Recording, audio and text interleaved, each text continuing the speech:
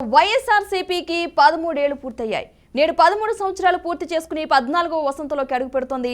2019 ఎన్నికల్లో 50% ఓట్లు సాధించి 151 శాసనసభ స్థానాలైతే సంపాదించుకుంది. ఇక 22 లోక్సభ స్థానాల్లో విజయం సాధించి చరిత్ర సృష్టించిన వైఎస్ఆర్సీపీ వచ్చే ఎన్నికల్లోనూ వైఎస్ఆర్సీపీ ఘన విజయం సాధించడం ఖాయమని చెబుతోంది. 40 సంవత్సరాల అనుభవం ఉన్న చంద్రబాబు నాయుడు వల్ల కాలేదు, ఎవరి వల్ల కాల.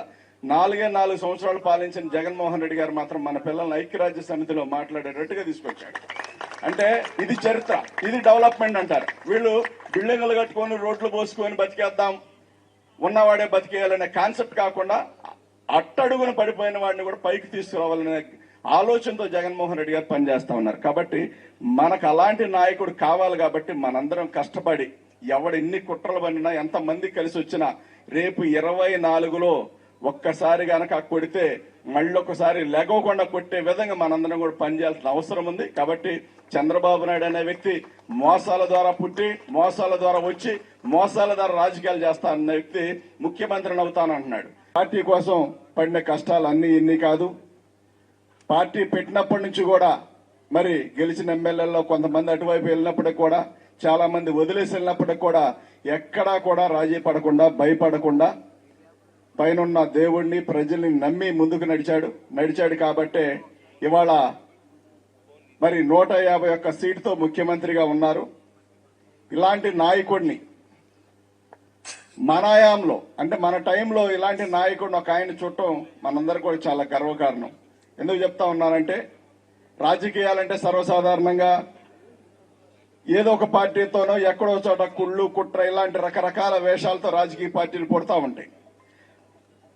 గత పార్టీ చంద్రబాబు నాయుడు కావచ్చు, అది వెన్నుపోటు ద్వారా సొంతంగా ఎన్టీఆర్ గారిని చంపిన వ్యక్తి పార్టీని లాక్కోవడం జరిగింది. కానీ మన పార్టీ అలా కాదు.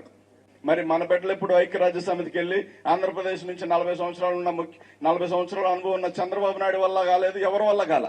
4 సంవత్సరాలు పాలించిన జగన్మోహన్ రెడ్డి గారు మాత్రం మన పిల్లల్ని ఐక్యరాజ్య సమితిలో మాట్లాడేటట్టుగా తీసుకొచ్చాడు.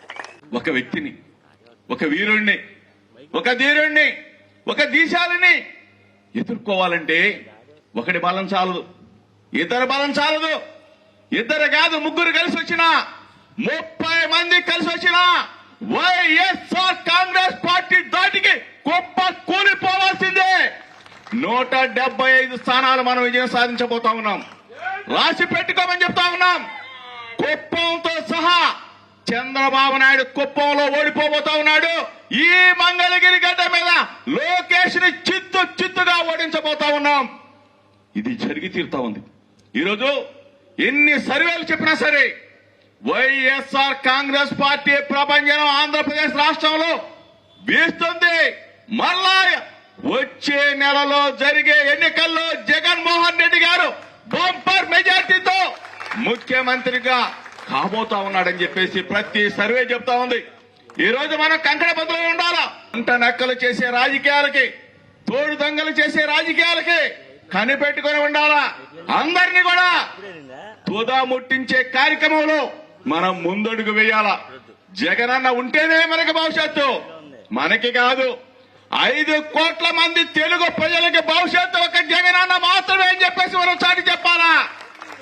ప్రతి గడపలో అభివృద్ధి జగనన్న వాళ్ళే.